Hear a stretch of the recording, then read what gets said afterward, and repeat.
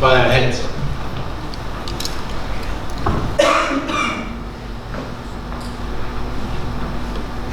Heavenly Father, you are your wonderful counselor, the mighty God, the everlasting Lord and Saviour, the creator of this earth. Father, we're here to glorify your name this morning. We give you all the honor, all the praise. And we thank you, Lord. We thank you so much that we can unite in your wonderful word.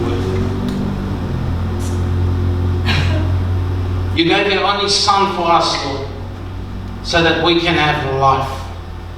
The gift from you to us. The eternal gift. The gift of life. And we thank you, Lord. We thank you so much. And as we come before your throne of grace this morning, Father, we are so grateful for what you are just about to do in our lives. Father, I pray that you anoint my lips so that I can speak with clarity. Everyone will understand.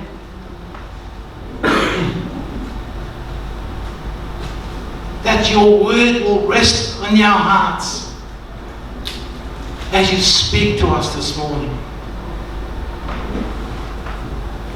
Father, I thank you so much for this opportunity. In Jesus' name I pray. Amen. After the service, we'll pray for that people, for those kids. It's not that I forgot or something, but after the service, we'll pray for them. As we open our Bibles and we go to the Old Testament,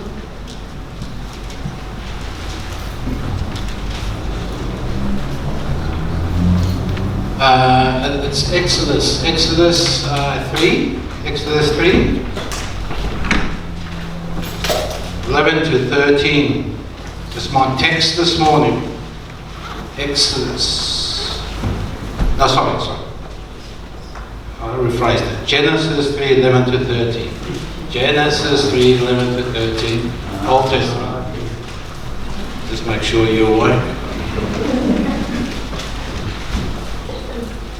Genesis 3, 11 to 13. I'm reading out of NIV. And he said, "Have you eaten from the tree that I commanded you not to eat from?" The man said, "The woman you put here with me, she gave me some fruit from the tree and I ate it." Then the Lord God said to the woman, "What is this you have done?" The woman said, "The serpent deceived me and I ate." I'm not here to preach about the woman this morning or the man. But what I want to say this morning, even from the time, from Adam and Eve's time, the sin that they committed, from the first sin they committed, there was actually an excuse with it. The excuse was, she gave it to me. The serpent deceived me. That was the excuse.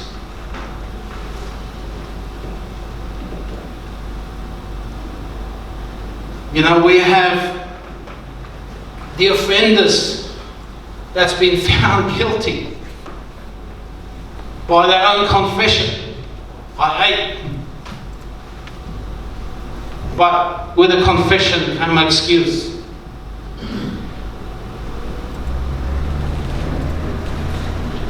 They justify through that excuse. The serpent gave it to me.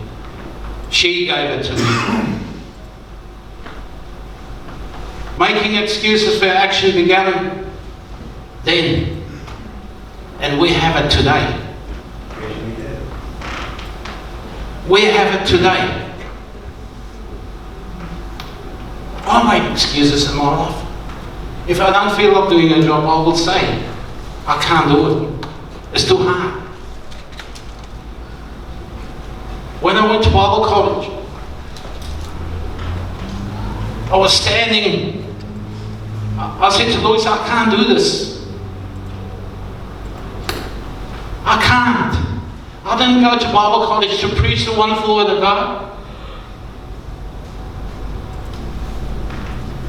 I went to Bible college because I wanted to go. To be with her, with my wife. The excuse, I can't do it.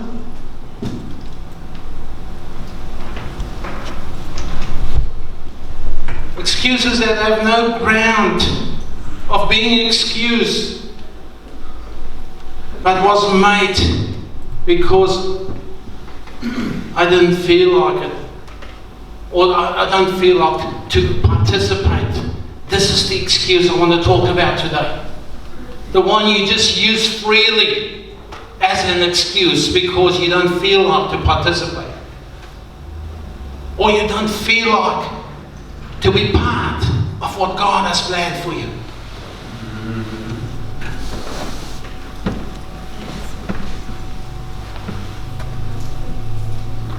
The reality is, when we follow a God-inspired, a God-directed, and a God-anointed call or dream, it requires for us to step out into the unknown.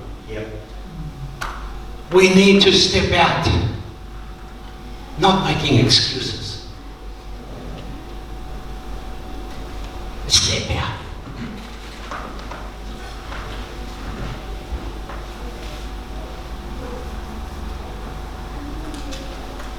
When God gives us direction, He expects us to cooperate, not making excuses. You know, and that brings to I want to use Moses. I love Moses. I'm studying Moses at the moment. I love Moses. But Moses was one of the greatest prophets there is and there will be. But look where he started. He made 5 excuses. 5 excuses before he became the greatest prophet there is and there will be. I don't encourage you to make excuses. I want to encourage you today not to make an excuse. Let's go to Exodus. Now we can go to Exodus 3. You sure? Yep.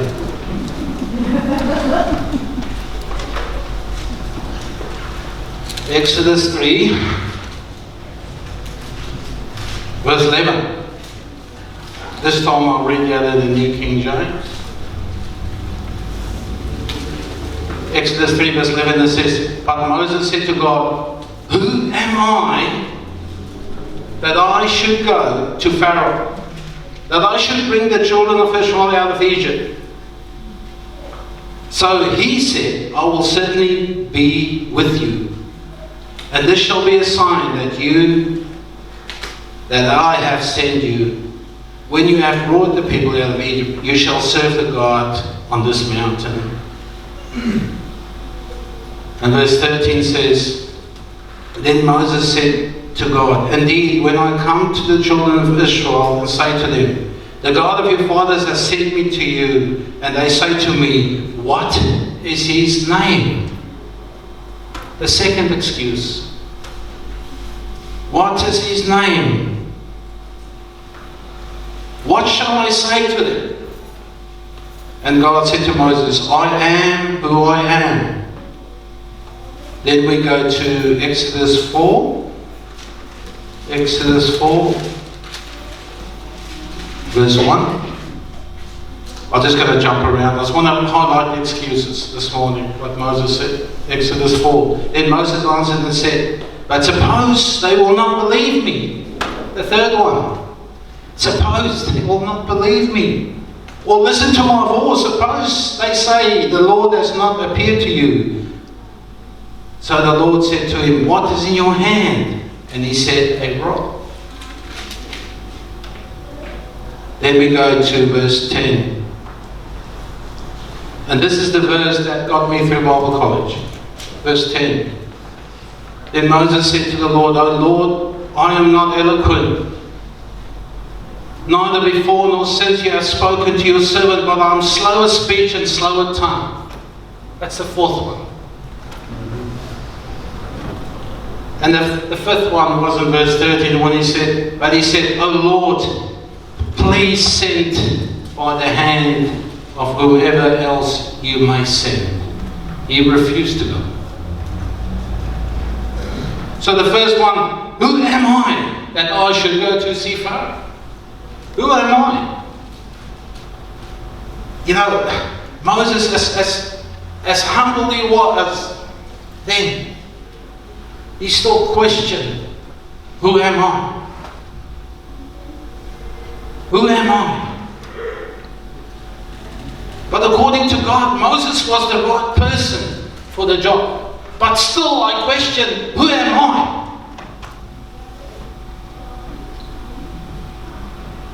Do we question that when God sent you out? Who am I?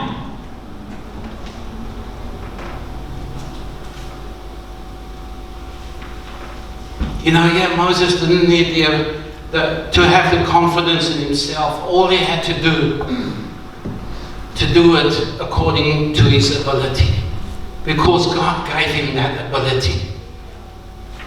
Although he said, "Lord, I cannot speak. I cannot see these people.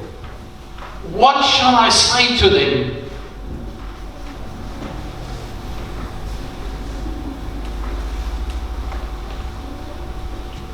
Isaiah 41:10 says, "Fear not, for I am with you. Be not dismayed, for I am your God. I will strengthen you. I will help you. I will uphold you with my righteous hand." So why do we make these excuses?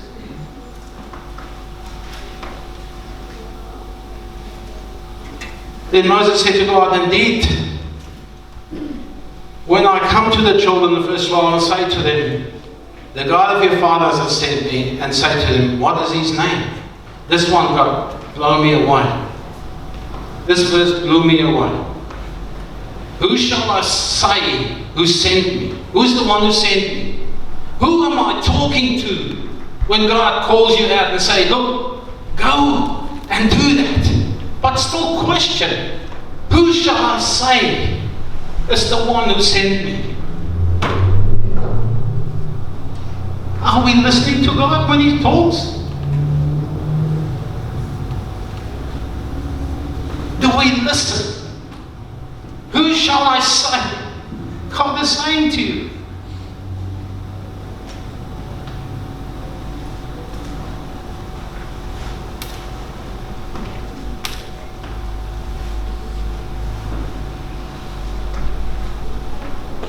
This is happening to us today. We question it. We question when God told us to move from Cairns. I keep bringing it up, but it has so much value for me, and I hope you can get the value the same we have. I questioned God. I said, we went to Cairns to retire. I said, God, why is it you want to send me back to Monterey? Why?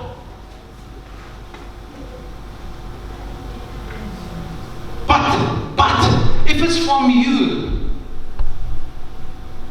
I'll put my house in the market. This is what I want. If it's from you. 3 weeks later, we left Cairns.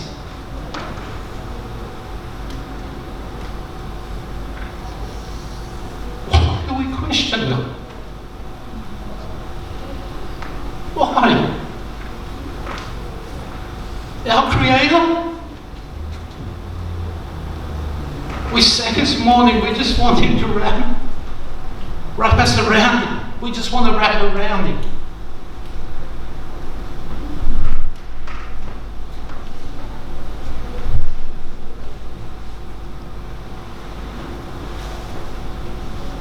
The third one.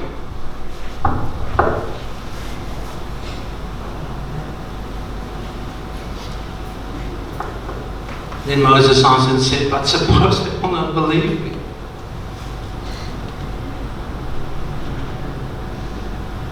Suppose when we go to Bunbury, people won't believe us that God sent us here. Suppose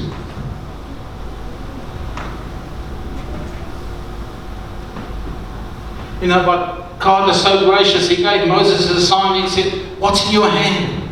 A rod. This rod, this piece of wood, will indicate that I've sent you. This rod. Don't worry what they're going to say, because they will be blessed what they're going to see.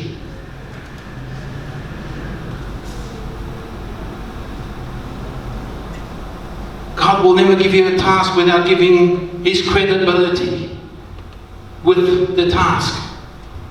Every time He gives us a task, there's instructions with it, how to do it.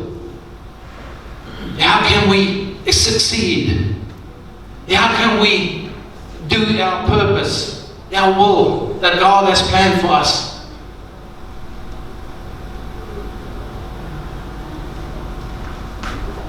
I had so many favorite verses. One of my favorite verses, that God will never leave me or forsake me. It is one of my favorite verses. He'll never leave me or forsake me. For that reason, because He put me on this earth to be someone from the nobody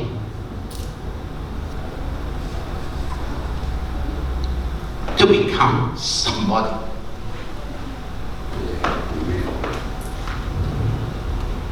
How many nobodies is there in this world today that's supposed to be somebody? Moses was nobody. Said someone else, "Lord, I cannot speak." Just imagine. He stuttered. Just imagine, this guy, if our President or our Prime Minister of Australia had that speech problem. Sorry, I'm just highlighting the fact. What is the people going to think of this person if our Prime Minister can't even speak properly? This is the nature we're living in today. But man, with God in us, Moses, he was no one, sent someone else. He becomes someone. That's someone. The desire, the plans and purpose for your life.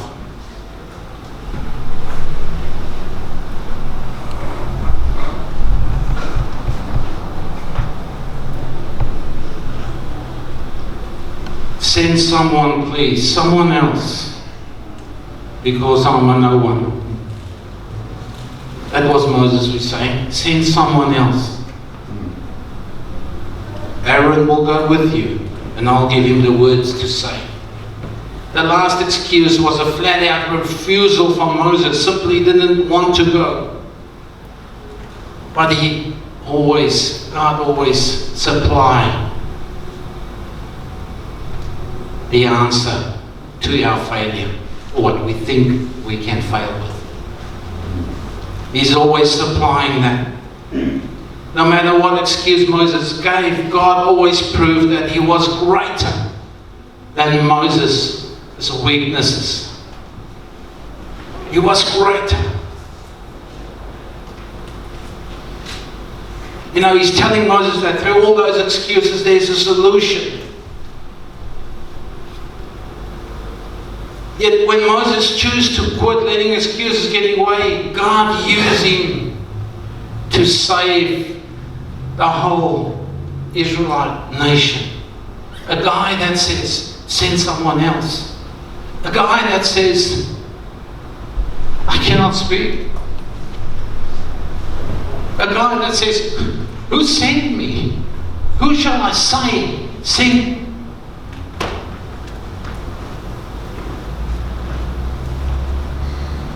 the great uniqueness of this story of Moses, of this situation where he refused to go.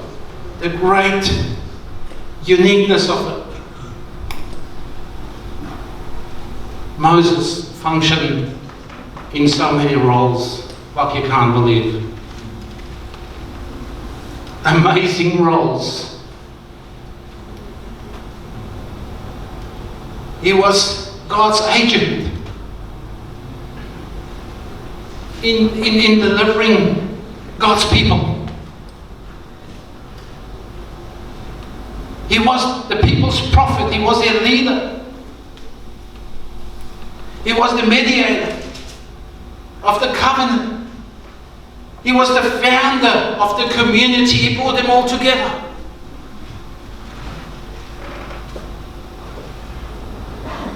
He was the organizer.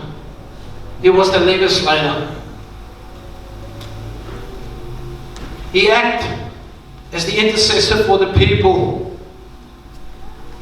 when he went to God. He interceded for them.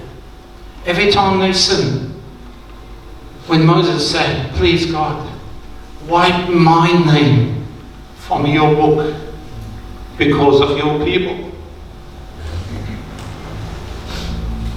A man that was nobody,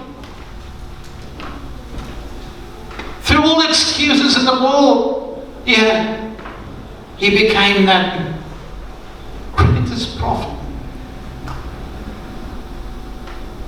And this is what God wants for us.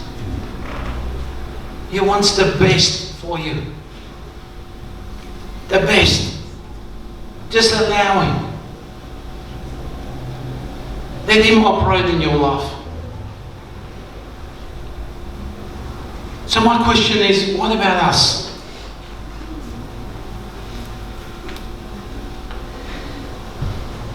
You know, God calls us for a reason. Even if the odds is against us. God is greater than all your problems, all your iniquities, everything. God is greater. We have to go with that mindset that God is greater. He is greater than every excuse we have.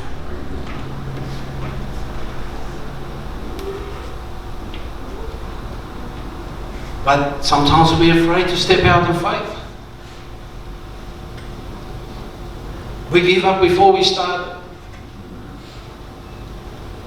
Or we feel so comfortable right now, we don't want to step over the line. I'll have an excuse. I cannot do it.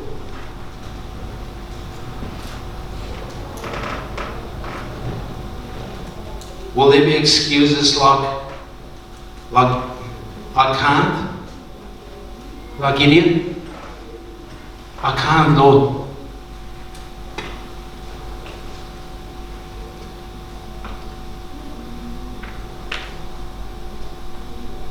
Or what about, I don't know how to?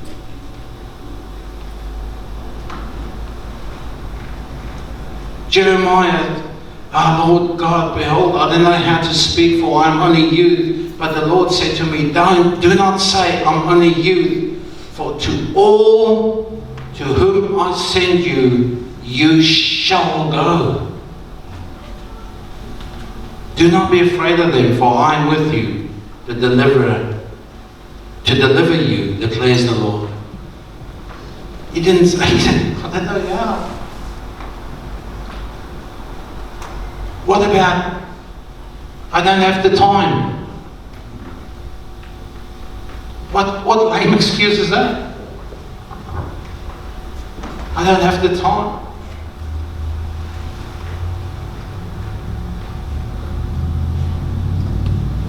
I truly believe that I don't have the time. It's the true cost of being a wonderful servant. You have the time. Everyone has the time. Everyone's got that time in their hands to be a servant of God.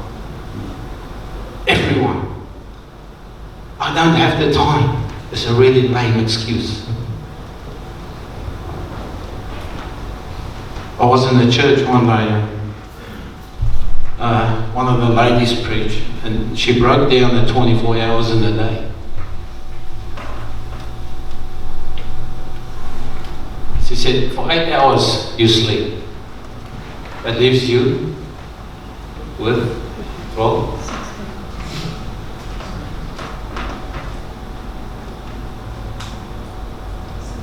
60. That's the other 12. See, that's why. Wisdom. Okay, 16 hours. For 8 hours you work, you got 8 hours left.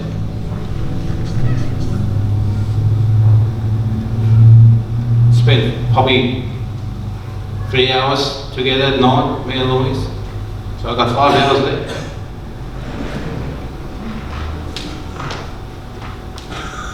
Is that 10%? That we have to give to God? Only 2.4 hours a day is 10% out of 24.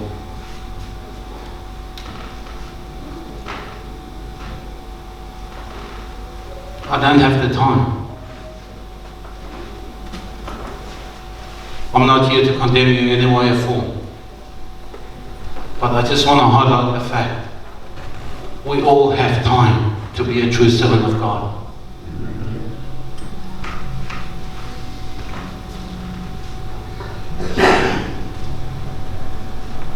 Or what about I will not go when God sends you?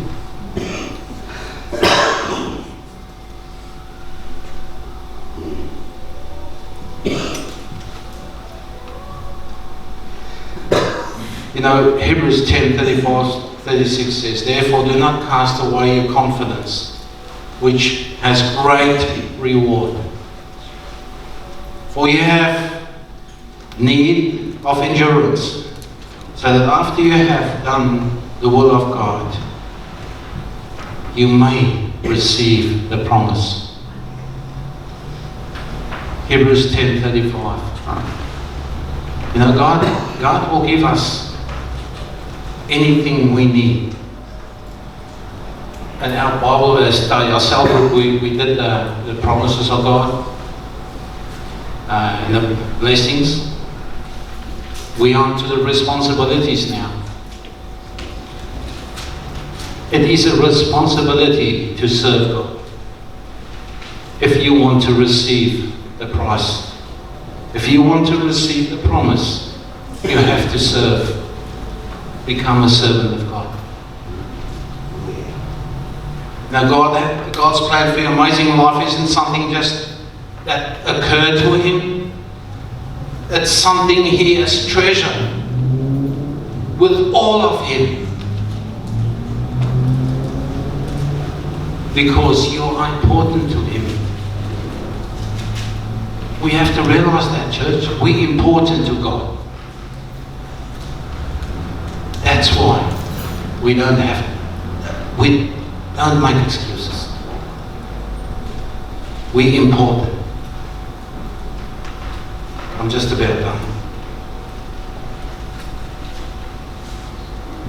You're not just somebody who came to His mind. You're on His mind all the time. Yep. So even when you make that excuse, you're on His mind.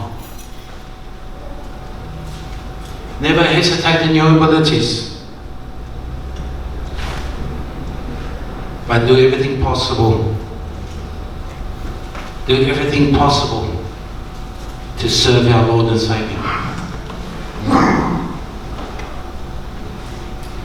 Jeremiah 1:4-5 says, now the word of the Lord came to me, saying, before I formed you in the womb, I knew you, and before you were born, I consecrated you. I appointed you a prophet to the nations. Didn't He say he was too young before? Jeremiah? He didn't say before, He said, I was too young, Lord. God appointed him to be a prophet of the nations from being too young. Where's the excuse now?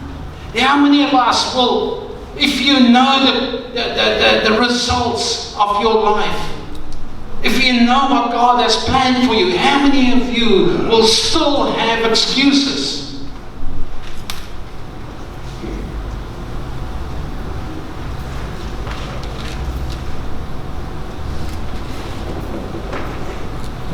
Point number 2 is God will use His most unlikely people to fulfill and to accomplish His amazing plan for your life.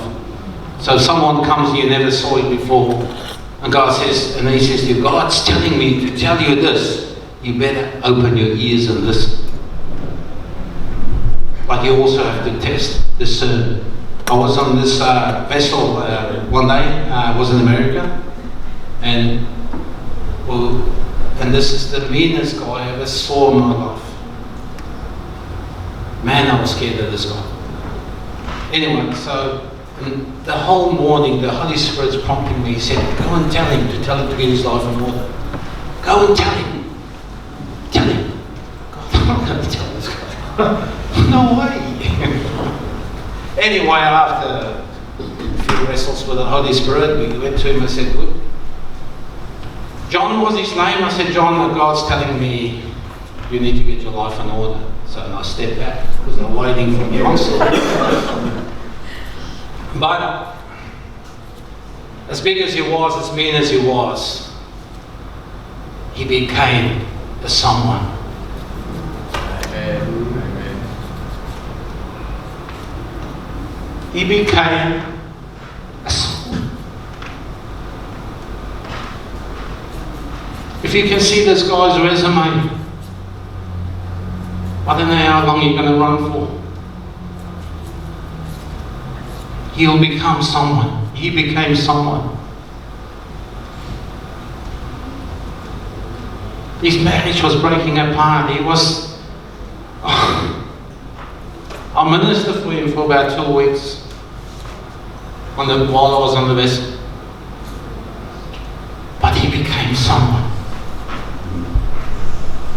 That guy, every night in my room, I have to give him my towel because the tears just keep coming.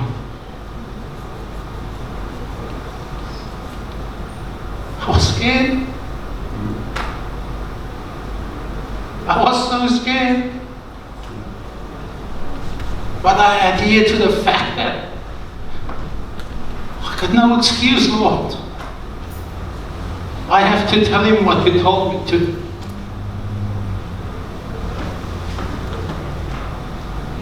Oh man.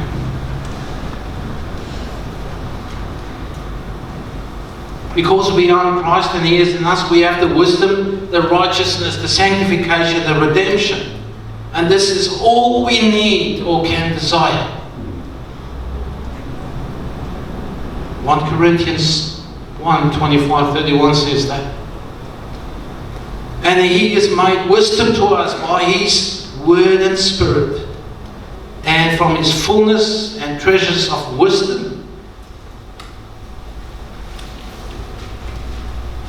and knowledge, we may receive all that will make us wise unto salvation.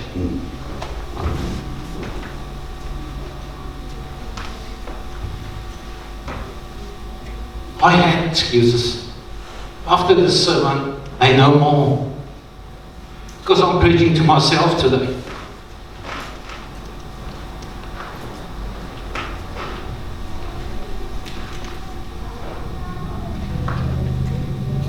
You know, if God puts forth the most failing plan that you can ever imagine or think of, so powerless or so weak, with no meaning to you at all, think about how He created it from the impossible to possible. By this He is able to overcome more than the utmost might of men and every excuse we can think of.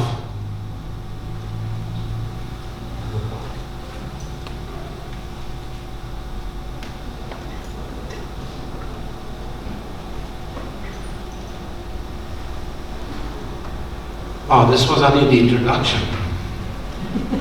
Now the sermon starts. Point number 3, be faithful stewards in the authority of the Lord, and trust you and be obedient.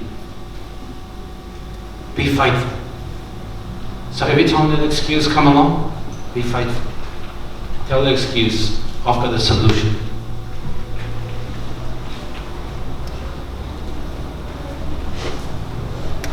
Point number 6, remember all the great people God used had just as many excuses as we have. Or we have. Jonah ran from God. Abraham was too old to have children. David was too young to fight Goliath. Naomi was a widow and lost everything. Paul was a murderer who persecuted the church of God. So can you put your name on that list too? What I have done.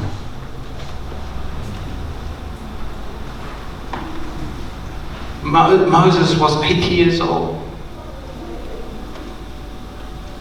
when he finally began to serve God and accomplish something significant for the kingdom of God. He was 80. The 40 years he was with Pharaoh, and the other 40 he was running away, hiding. And that time when he was hiding, God trained him. God proved him. God molded him in that 40 years. When he was 80, God says to him, now you're going to become my servant. We talked this morning about it. How old was I when my call started in my life?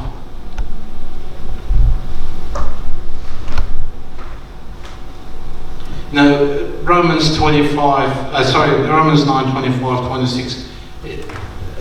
This verse really says it all. It says, what verse 25 says, Hosea put it well, I call nobodies and make them somebody. I call the unloved and make them beloved. In a place where they held out, you are nobody. They're calling you God's living children. If someone calls you a nobody, you are God's living children. You are His child. Amen. Remember that. Amen.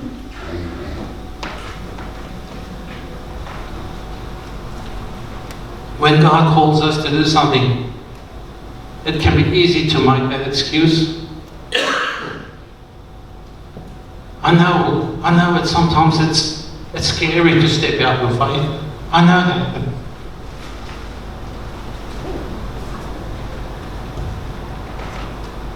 Or maybe your past is too dark. Like this guy thought his past was too dark that worked with me in America.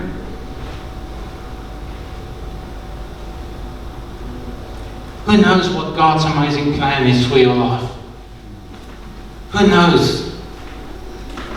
Only God knows. And you will know as well. Because God will show you. So don't make that excuse. If you make the excuse and not follow what God wants you to be, you're going to miss out on that blessings that He has promised for your life. If Moses refused to go, we had to refuse to go to follow the call on his life. He wouldn't become the greatest prophet there is and that is to come. Think about that. When God calls you, say yes. Don't say no.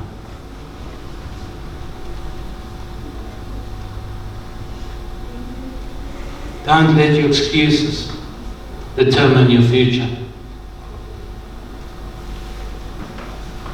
Don't let excuses determine your actions. Don't let excuses determine your plans or purpose that God has set before you. Although Moses struggled to speak, he was clear about God's word and in what God's word said to the people through him. He conducted himself with the love of God. He knew what love of God was, and he walked in it.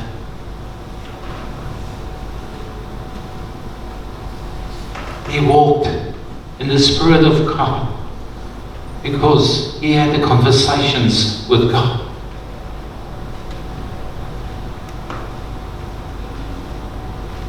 He presented himself with purity. He led by example. The presence of God literally shined through him because he went.